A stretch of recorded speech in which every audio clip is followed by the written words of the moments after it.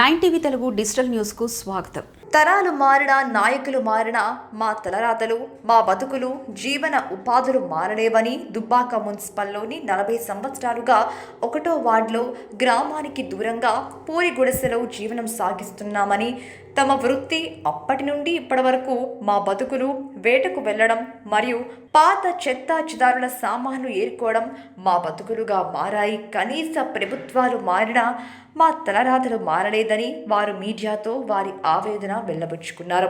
వారు మాట్లాడుతూ గత 40 సంవత్సరాల నుండి వారి కులాన్ని బీసీ కులంగా గుర్తిస్తుందని, ఇప్పటికైనా ఇతర జిల్లాల్లో మా యొక్క పెద్దమ్మల కులాన్ని ఎస్సీ కులాలుగా ధృవీకరిస్తారని, మాకు కూడా అలాగే ఎస్సీ కులాలుగా గుర్తించాలని, ఈ కాంగ్రెస్ ప్రభుత్వమైన మా కులాలను ఆదుకోవాలని, అన్ని విధాలుగా మాకు సంక్షేమ పథకాలు అందించాలని, మా జీవన శైలిపైన రిజర్వేషన్లు కల్పించాలని కోరారు.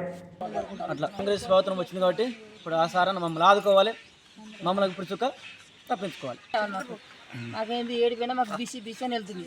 మాకు చిన్న కాస్ట్ వచ్చినా మా పిల్లల బతుకునే బతుకుతాం.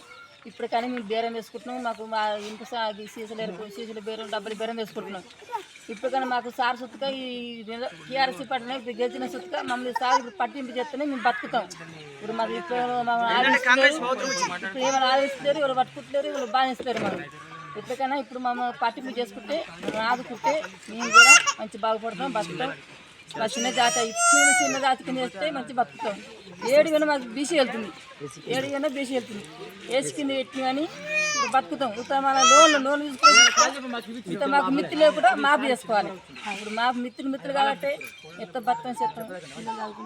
ఈ బెడ్రూమ్లు ఇచ్చిన మాకు వచ్చిన పేర్లు వచ్చినా కానీ మాకు తొందరగా మాకు పట్టలు ఇస్తే 30-20 మంది లాక్కున్నాం. పిల్లల తల్లు 40 మంది లాక్కున్నాం. 40 మందిలో మాకు పట్టలు ఇస్తే మేము సున్నాలు వేసుకుంటాం, కలర్ వేసుకుంటాము, సిమెంట్ వేసుకుంటాం, మంచిగా కట్టుకుంటాము. క్రిస్టియన్సీ దేవుని నమ్ముకున్నాం, మాకు ప్లస్ కావాలి జాగా.